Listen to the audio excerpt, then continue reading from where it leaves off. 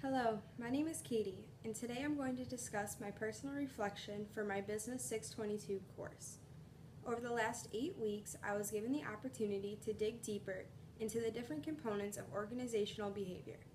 While many of the things covered in this course were covered through my undergrad classes, I was able to find insight through different topics that I will be able to apply in my professional career. For starters, I was given the opportunity to research an organizational behavioral topic that I was interested in. I decided upon the topic of recruitment and staffing, since this is the area I see daily within my organization. From this article, I was able to learn just how critical it is to recruit and hire the best people from the very beginning. When recruiting for a position in my organization, I now know that I need to look for someone who will be respected by their peers. This person will also need to show a willingness to learn while also showing possible leadership potential. Once I have recruited applicants who demonstrate these 3 things, I need to ensure that I have an accurate description of what the job entails, as well as any prerequisites that an applicant needs to know in order for them to be successful on the job. If I then hire an applicant without their knowledge and understanding of the job description and analysis, I will ultimately set myself up for failure and then in turn have to start the recruitment and staffing process all over again. Next, I was given the opportunity to dig deeper and discuss 7 topics of organizational behavior. These topics include management styles, the Big 5 personality, punishment and rewards, nonverbal communication, intercultural communication, groups, and lastly, conflict. I was able to do this through the blog portion of this course. Through the first blog, I learned that I much rather prefer the democratic style of management rather than the autocratic style. I want to feel as if I am a part of the decision-making process and that the work I do is valuable to our organization. This blog helped me realize that my employees most likely prefer a democratic style of management as well. Since I currently have a team of 15 employees who I work with, I want to ensure that all of my employees feel valued and a part of not only our team, but the overall team of our organization. I now know how much harder my employees are willing to work when they can see the end result of how their work helps or hinders the organization. Through the second blog, I learned about my personality using the Big 5 personality test. As I mentioned in my blog post, I scored as an O24, C89, E3, A62, and 22. As I dug deeper to understand what this score meant for me, I began to see how my employees may score based on this test.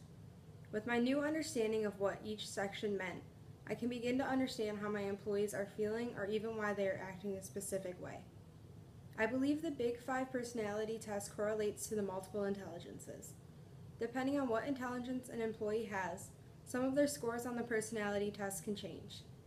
With an understanding of both spectrums, I can highlight the different strengths of my employees and assign the task accordingly.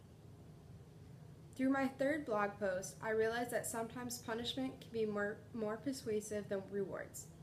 While some employees like to be recognized for their hard work, others prefer the opportunity to work within other departments. If I have an employee who is constantly underperforming, but is being rewarded by working in a department that they love, I can punish the employee by making them work within their original department until their performance improves. This course has made me realize that this is also a case-by-case action, and as anything else, it is definitely not a one-size-fits-all approach. Through the fourth blog, I was given the realization of how much my nonverbal communication signals can hinder an important conversation. I've come to realize how much attention I need to put on my nonverbal actions to ensure that what my body is saying is matching what I'm actually saying. This topic has also allowed me to pick up on the nonverbal communication signs that someone else is giving off when having a conversation.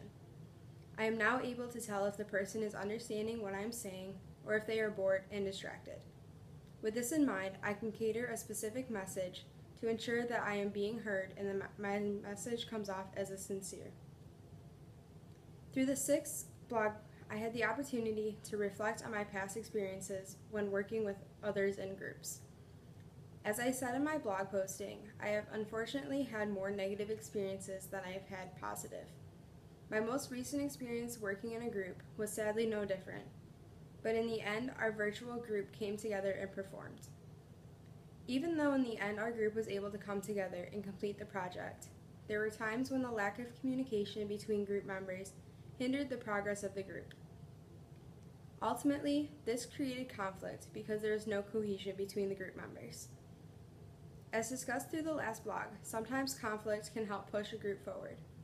In the case of my virtual group, it did just that. Once our group members discussed what was hindering us from moving forward, we were able to divide and conquer who would complete what to ensure we met the deadline. While there were some negative moments with this group, I think in the end, the overall project was a learning experience and somewhat positive. In the end, I believe this course has allowed me to create a better understanding of why people do the things that they do, and how an organization can be affected due to these different factors. I believe I can use what I learned to better react to not only different situations, but to my employees as well. Thank you.